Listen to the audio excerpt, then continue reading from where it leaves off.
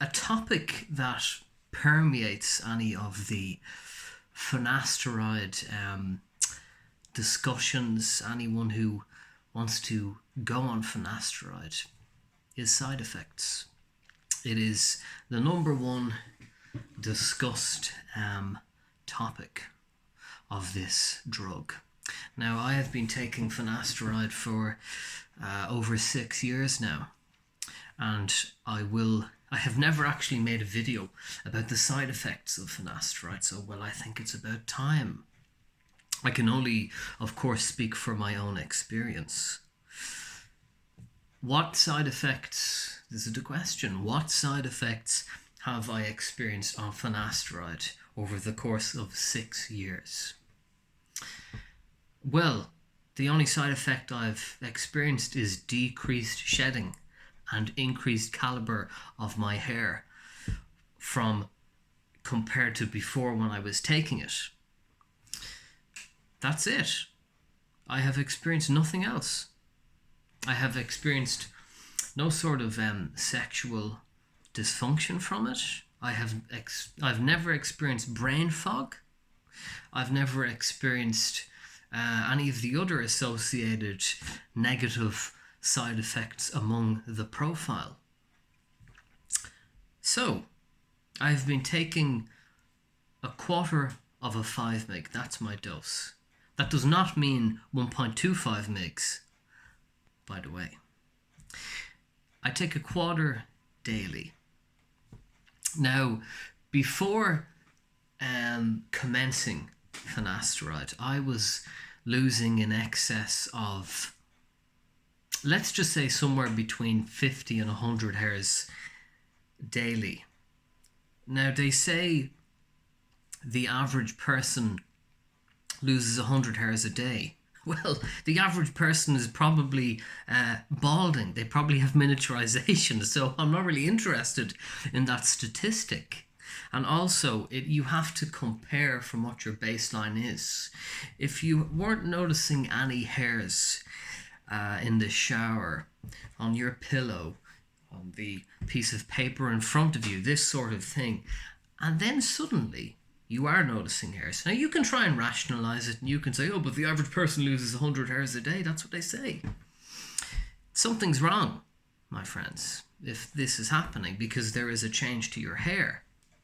Miniaturization is likely taking place. You could have a telogen effluvium going on. If there is a change in your hair, something has happened. And this is exactly what happened in my case. Whilst I didn't exceed 100 hairs, by definition, I have nothing to panic about. I absolutely had something to panic about because there was a change to my hair. From about age, from a teenager up until like 18, I never noticed any hair in particular that was shed. And then suddenly at 19, I started shedding. There was a change, i.e. something was wrong. So after taking, and by the way, that really was stimulated by excessive weight loss, because I'd lost an awful lot of weight, and when you lose weight, too much weight, the body doesn't need to send those nutrients to areas such as hair. Suddenly other parts of your body become more important to have nutrients because you've decreased your caloric intake, so it's a priority. So losing rapid weight is a very bad idea for your hair, I believe. I think you're inviting trouble. But anyway, after taking finasteride, I lose for the last 6 years, bar the time when I briefly stopped finasteride for a couple of months. You should check that video out. But while I was on finasteride, I lost somewhere around visibly 3 hairs a day in the shower. On my pillow, there's no hairs. There's no hairs at all. If I put on a helmet, there's no hairs. When I shower, when I'm rough with my hair and I do this, or when I take a comb through it and I brush it hard, there is no hair that comes out on the comb. It's a very good sign. Whereas when I wasn't taking finasteride, well, I'm afraid, my friends, well, I couldn't do this, number one, but also there would be lots of hairs on the comb.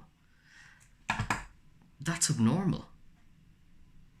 So blocking my DHT levels has without a doubt prevented me from shedding to those dangerous numbers.